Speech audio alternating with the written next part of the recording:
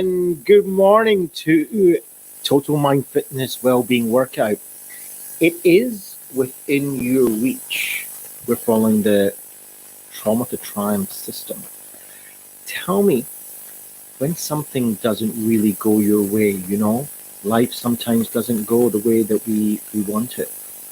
How quickly do you bounce back? How quickly do you get back to, fully functioning kind of way of living?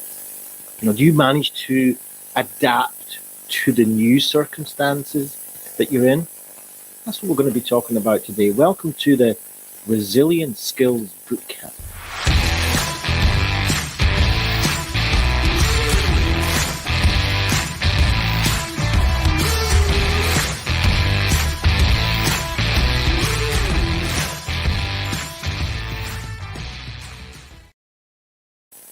So today we're talking about resilience building, and we're going to get into that in a minute. And where does the resilience building fit in our Triumph to Trauma system? Well, the T, we went into transforming our behaviors and habits, and we've been through that course already. We spent a few weeks going into each and every individual part of transforming our behavior and habits. And you can go back and just go through each of these individual lessons. And they become very relevant as this course is accumulative. It's built one on top of the other. And what we're going into now is the R of the Triumph. Okay, and that's building resilience.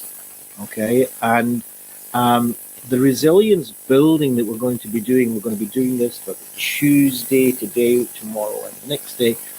We're going to see, first of all, what we're talking about. What is resilience? How can we improve our resilience? What are our skills that we can do in a kind of workout way? I mean, if you want to build that kind of muscle resilience, and you want to go to the gym, either you're going to be doing push-ups every day, you're going to be doing lifting weights, you're going to be doing some aerobics, some anaerobics. You're going to be following a routine, and it's generally a repetitive routine. And gyms all over the world follow certain types of routines. On a Monday they do, shoulders, and then on a Tuesday they do legs, and on a Wednesday they do back, and so on and so forth. There's a whole system there. And that's what we've got to in this Total Mind Fitness system. We're going to be building a system together with you that you can do repetitive actions, repetitive behaviors, and it will build that mental strength, that mental resilience. And what is resilience, really? I mean, the definition that I'm putting forward is it's an ability to bounce back. So we're going along our life in a routine manner, everything's going hunky-dory, and then boom, something happens. Coronavirus, lose my job, financial difficulties, somebody gets ill, death in the family, divorce, moving house, all sorts of traumatic incidents can happen in our life. Just sometimes they're a little bit expected, and sometimes they're really unexpected. But even the expected ones, right, when they actually happen, they have still a traumatic effect. Okay, so the question is, how well and how quickly are we able to bounce back? Are we able to recover? A good friend of mine who was a cardio doctor used to tell me that one of the differences in the ages of different people, younger people, middle-aged people, older people, one of the bigger differences in the medical world is not the fact that whether they can fix them or not. So let's say they have a heart problem. Most of the people, they can actually fix pretty well in these days. The medical model is very, very good from that point of view. The biggest problem usually is their ability to recover. And the older people get, this is the aging process, is that the recovery is slower. And of course, that's a very general term, depends on the fitness of the person and so on. But the fitter the person, the quicker the recovery. And that's also with our mental ability, with our psychological ability, with our emotional ability, because that is affected too when we have a situation where life has just not gone the way we expected. And so our ability to recover is part of that resilience process. But it's not all of the resilience process. In addition to that bouncing back ability, that ability to start the recovery process, it's really important that we're able to now adapt to this new situation that we find ourselves. And it could possibly be a challenging circumstance. And it probably is going to be challenging because most likely it's a circumstance that we haven't met before or not on a regular basis. So it's new circumstances.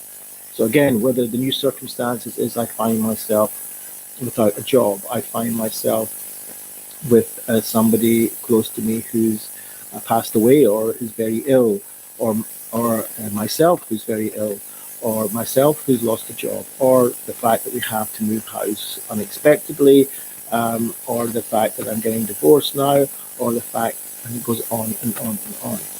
And this can be whether it's me personally, or it can happen to maybe a child of mine, or somebody close to me, or loved one. And so there's new circumstances that I need to adapt to. I need to be able to function in a different way than I did before. And that is all while maintaining this functional mental ability. In other words, the ability to continue to regulate my emotions, the ability to continue to regulate these thoughts that are going to come in my head, the ability to continue to problem solve things that are going on the outside, and plan and execute. Okay, so it's really important that we take in the full repertoire, the full range of what we're talking about when we're talking about resilience. And so we ask the question, when life doesn't go the way that we want it, are we able to pick ourselves up and adapt to these new circumstances? Now, it's not all doom and gloom, because resilience can be an opportunity for growth. We know this from scientific studies, we know this from research, that there's something called post-traumatic growth. And post-traumatic growth is really important. In fact, one of the bigger studies that was done is people coming generations following people that were Holocaust survivors. And we know that there's a intergenerational trauma. And some people can come out of these traumas and be in a situation, in a state where they can grow. And grow means to the point where sometimes they're even in a much more mature, a much more developed, a much better situation in certain respects than they were before the actual trauma took place. And so we need to take this into consideration, that there's also a building opportunity, a growth opportunity. If we're not open to these things, if we're not aware that there are situations like that, then we might miss that opportunity. And so we want to, first of all, create awareness of what it is that I need to be resilient about. What is it that I can do in order to build that resilience muscle? You know, it's not good enough just to wait until something happens. I'm a big believer in preventative measures, in preventative medicine. If we can do something that will help us be stronger before something not nice or unexpected or difficult or challenging happens to us, then why not do it?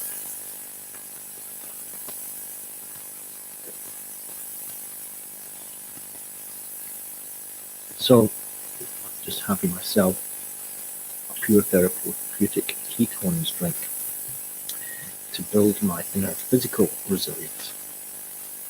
So what we're talking about here is using this T.R.I.U.M.P system to build a whole comprehensive mental fitness, in fact, total mind fitness that will take in a whole holistic outlook on our lives, including our mental, emotional, spiritual, and physical. So let's just see, we've got here a Facebook user saying, there is a buzzing sound, Dov. Okay, so let's check what that buzzing sound might be.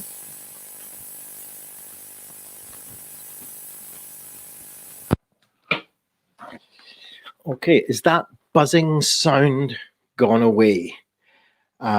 Just these technical things that happen. I think it was the microphone actually charging. So if the buzzing sound has disappeared, please let me know. So going back to challenging situations, well, there you go. There's one right there. I'm in the middle of a live broadcast. There's people listening, people watching, and we have a technical hitch where there's a good possibility that for the last 15 minutes, people might be having difficulty even listening to me because of the noise. Now, there was a time in my life that would just, totally throw me, and that I could go into a whole overwhelming situation. Okay. And it might not be a microphone situation, but something else. And I might have the situation afterwards where I think to myself, oh my goodness, is it worth going through all this effort to have it destroyed, in these big words, by a noise on the microphone so people don't understand me? And so the whole thing would be blackened. The whole thing would have become a disaster. My thoughts would start coming in that, that I must be, I'm some sort of stupid person. How could I do such a thing? Why didn't I check it beforehand? And, all this kind of stuff. And now it's come to the situation where I work on myself. I build that inner resilience. I build that ability to be able to cope, to the best of what I can do, to unexpected situations, to things that can happen in our lives. And it's a good investment, I think, because no doubtedly things will happen. And what we want to do is to develop a behavior that will increase our chances of living a higher quality life. And I use myself as an experiment. I use myself as an example. I never tell people what to do. I just say, look, this is how I do things.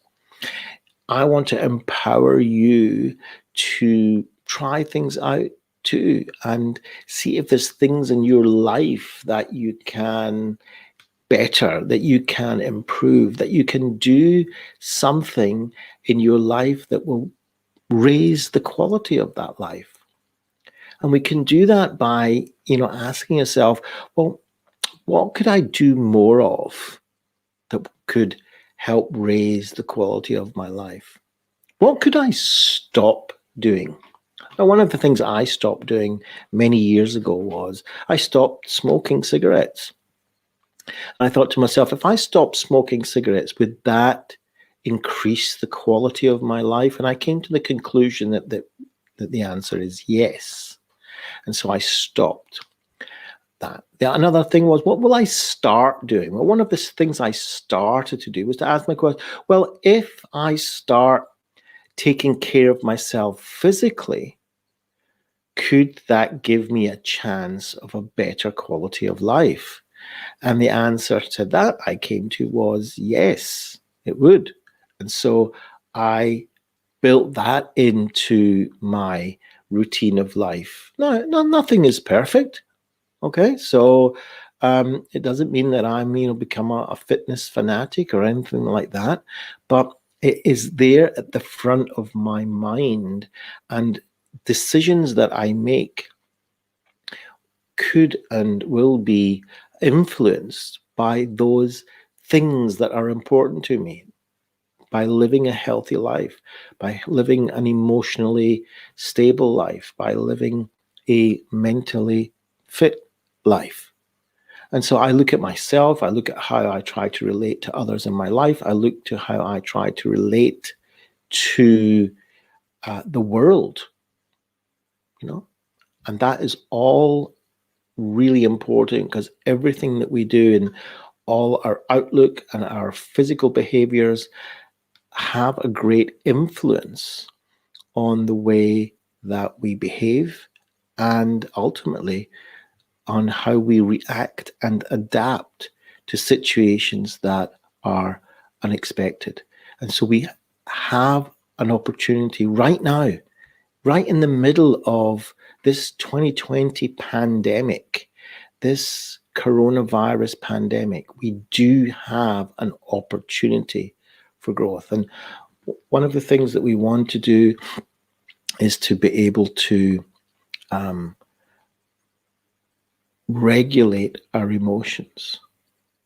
We want to learn how to do that. And that's what this whole system is about, is how to regulate our emotions, how to manage our thoughts, and how to behave in an adaptive manner in tune with our circumstances. So the way that we behave might be relevant and really good under certain circumstances, but might not actually be optimum for different set of circumstances. And it's this changeover that we need to realize. So our outer circumstances might change beyond our control. But have we adapted our own behaviors? Have we adapted the way that we behave under the new circumstances? And usually, what happens until you kind of learn this stuff is that we tend to try to soldier on in the behaviors that we did under the now defunct circumstances, now changed circumstances. So we might be behaving really good, but under the circumstances that have changed. And so now they become maladaptive. Now they can become working against us, right? So taking my cigarette smoking at one time, it was really great. I was, 16, and I was hanging out with the guys, and it was very social, and it was very acceptable under these circumstances. And, if you didn't have a cigarette, you might be out the crowd, and so on and so forth. And it gave me that feeling of confidence. It gave me that feeling of being a tough guy and all the kind of stuff. And that was really relevant under those circumstances. But when the circumstances changed for me, I grew up a little bit, I had a family, and started to get, a little bit more serious with life, then that behavior of smoking cigarettes became irrelevant to my new circumstances. But it took me years to actually transfer my old behaviors to new adaptive behaviors. And so we're not talking about things that can happen, overnight. There are things that we can do. And eventually, when I stopped smoking, I stopped from 1 minute to the next. It was just as simple as that. But it took me years to get into that state of making that choice. I was a slave to my behaviors. And we have to be very careful, because we're slave to a lot of our behaviors. A lot of our behaviors are automatic, and we've practiced them again and again and again and again throughout our lives, no matter how old we are. Whether we're young, middle-aged, older, we practice. You look at little kids, go to your 2-year-olds or your 3-year-olds, 4-year-olds, and they're doing the same thing over and over and over again. And when you're a little bit older, you look at them and go, how can you do that? They ask for a story. As soon as the story's finished, again. As soon as the story's finished, again. As soon as the story's finished, again, until they actually know the words off by heart. And so if the person reading the story kind of changes the words now, and then, no, that's not right. And they know the story's totally off by heart. It's incredible. Okay. And if they're learning, today kids learning video games, they'll learn it again and again and again, and they'll practice and practice and practice, and then they'll practice this level and that level, and they'll find this hack and that hack, and it's constant repetitive behavior, asking questions, investigating, curiosity, being adventurous, being courageous, learning something new again. That's how it works. Now, we as adults, we do the same thing. It's just that we don't realize it. And when our behavior becomes automatic, what it means is we're just doing things habitually, and we do it again and again and again until it actually becomes second nature. Now, that's a great skill to have. That is wonderful. We've built everything around us that's man-made. You can have a look around your room right now, wherever you are, and you'll see that the wonderful things that human beings can do. Jack Hodari is coming in saying, good morning, Dov. Does adapting resilience get easier with time and practice? Fantastic question, Jack. Okay, so the thing is this. Yes, it does, right? The more that we build our inner skills of resilience, the more that flexible in our mental, emotional, and physical behavior we can become, just like these sunflowers behind me. Well, not exactly like them because they're just a picture, but if they were real, okay, then they are resilient to the weather, so they move in a certain way.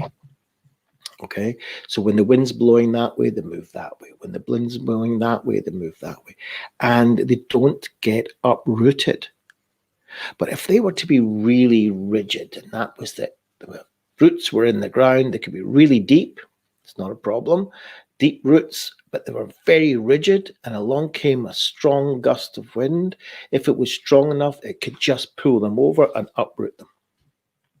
And so the more that we practice adapting, the more that we practice the skills of resilience, the more flexible we as humans, mentally and physically, can be in recovering and bouncing back from new situations. So if we take the physical body, for instance, the more that we practice moving it, the more that we practice stretching it, the more agile it becomes. And so under certain circumstances, we're lifting heavy weights, we're doing something very unusual, our body, because of its flexibility, can actually adapt very well to new situations. And that's similar with our mind, similar with our emotions, similar the way our psychology works. The more we broaden our repertoire of understanding how it works and being able to cope with different situations, then the more that we were able to bounce back and respond in an adaptive way and not in a maladaptive way. And that is exactly what we're learning here in the Total Mind Fitness Workout. That's why it's called a Total Mind Fitness Workout, because it's not just about listening to me going on and on and on, yap, yap, yap, yap. It's actually about doing the work. Okay, it's about doing the workout. So what are some of the things that we can actually do? And we're going to learn, today, tomorrow, and the next day, all sorts of different things. But a couple of the things that we can do is, first of all, realize where we are. And I mean, realize where we are in our situation and have gratitude. Gratitude for what we've got. Now, I've worked with the most downtrodden how could I put it? The people that that really, really, you can say, have the hardest, most difficult circumstances, sometimes I think that human beings can withstand. So there might be people that they don't have any family, they don't have any money, they don't have a roof over their head, they have very bad health, they might have all sorts of infectious diseases, they have terribly maladaptive habits, they are really, really downtrodden, really at that stage where everything looks like doom and gloom. And to top all that, they're in a locked ward in hospital. Okay, so they've got no freedoms, they can't move around, and so I used to sit with these people, I worked with people like that, really suffering in their lives for 3 years, and I used to sit with them and ask them, under all that, even though that, is there something that you can be thankful for? Is there any gratitude at all? And you know what? I think all of them said, yeah, right? So they had gratitude for some of the little possessions that they had clothes, or that they got food, or they had a friend in the ward, or just to the fact that I was talking to them. And so under the most extreme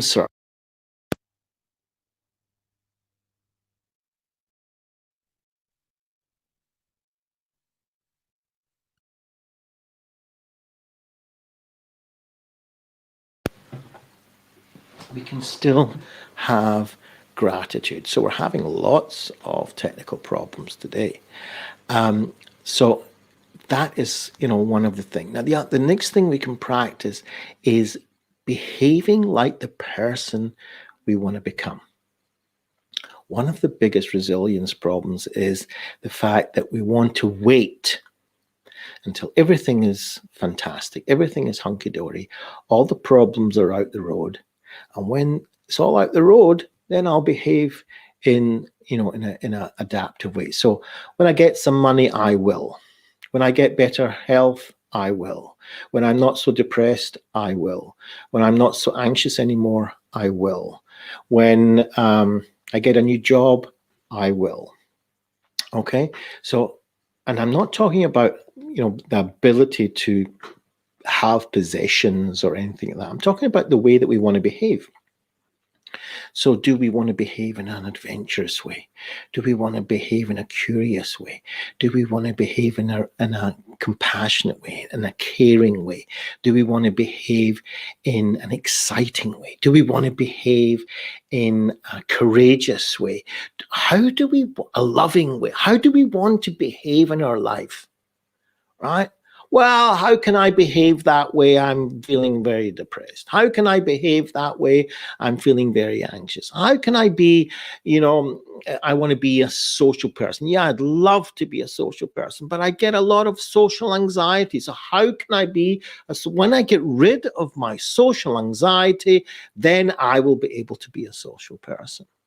Okay, so that is going to get in the way. Right? And if we let all that stuff get in the way, let me let you into a behavioral secret, it might never go. And then what will happen is that when I will might never happen. So if we want to build a resilience, we have to start learning how to, in little ways. We don't have to jump into it right away and become, you have a little bit of social anxiety. Nobody's saying you have to jump into it and become, an award-winning public speaker. But the point is, start thinking, if I didn't have these obstacles, what kind of person would I like to be? How would I like to behave? Start practicing that right now, right today. Even under the circumstances that we have, even though we're feeling overwhelmed, What way, even in a little way, would I like to be a kind person? If I had so much money, I'd love to be kind. If I had so much money, I'd love to be a charitable type person. But I don't have any money. Okay, so can you be charitable with your words? Can you be charitable with the muscles around your lips and smile at somebody? Can you make them feel a little bit more that they've just connected with somebody else? Can you do that? That's what I'm talking about. Let's start behaving like the person we would like to be if and everything was the way we wanted it.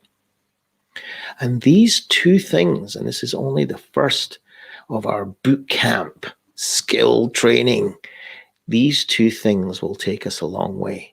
Having that daily gratitude for what I have, even if it's just the clothes on my back, even if it's just the food that I'm eating, even if it's just the fact that I've got running water, even if it's the fact that I've got a roof over my head.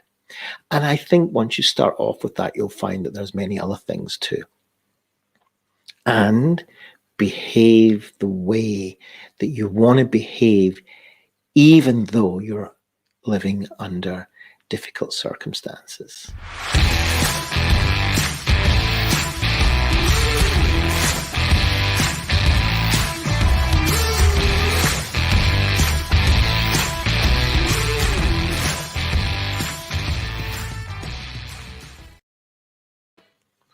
Okay, so I experienced a lot of the technical difficulties today, but we got through it, and hopefully the message got through and that you enjoyed listening to this. And I'll see you at 11 o'clock tomorrow morning for more boot camp on